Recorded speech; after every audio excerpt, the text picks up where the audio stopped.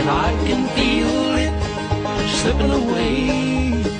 Slowly, slowly, slipping away. It'll be gone in a few more days. Well, it's Tricky Quiz number 12. Yes, sirree, Bob. Hey, number 1. What countries drive on the left-hand side of the road? Well, the obvious way to approach this is think British. So you got the British Isles, Guyana. I'm not going to go through all those islands in the Caribbean, but I will mention that in the Bahamas, they do drive on the left-hand side of the road, but use cars built in America for kind of obvious reasons. Southern parts of Africa, mostly British, ranging from Namibia all the way up to Kenya. By the way, notice it includes Mozambique. And, of course, the subcontinent, Pakistan, Bangladesh, India. Oh, notice you had Thailand. That's a little British history there. Australia, New Zealand. Notice this. Indonesia and Japan as well drive on the left-hand side.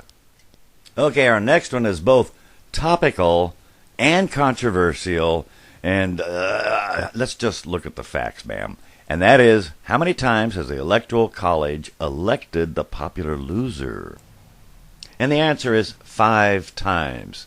You got John Q. Adams over Jackson, Hayes over Tilden, Harrison over Cleveland, very hotly contested, Bush 2 over Gore, and of course Trump over Hillary Clinton.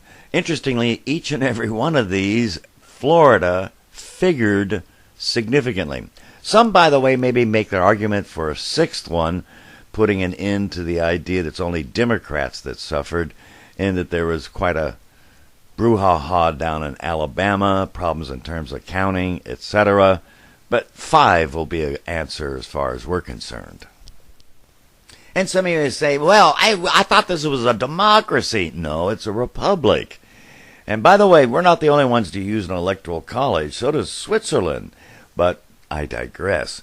Here's a chart showing the relative ratio of population to the electors. It's the number of representatives plus the number of senators, and it disproportionately gives extra weight to the least populous states. Question number 3, should the seasons be capitalized? I see people do this all the time, and there's kind of a logic and a reasoning to it, and frankly, I think this is one of the ones you can probably let it go either way. Should the seasons be capitalized? And for while we're at it, how about titles?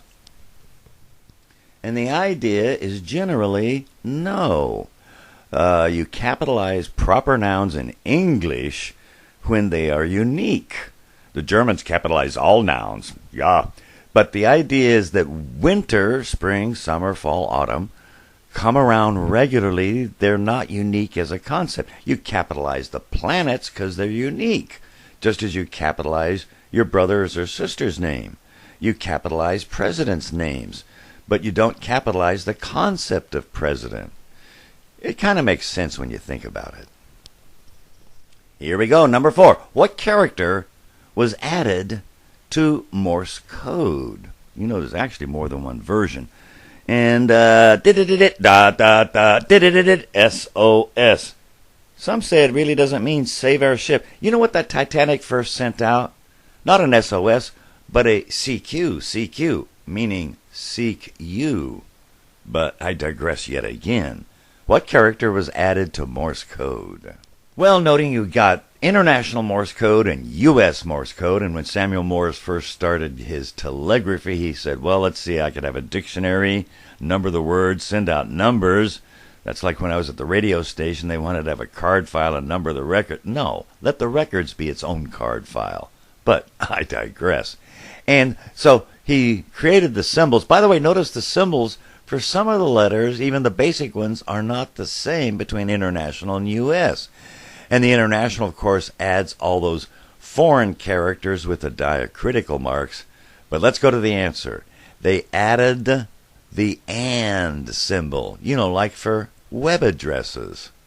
By the way, the last telegram was sent in 2008. But I digressed again. Well, our final question, as always, is a flag question. And by the way, if you think I'm being silly, this was a Jeopardy question, but let's go to it. What country's flag has a map on it? And you either know this or you don't. And the answer is, of course, Cyprus.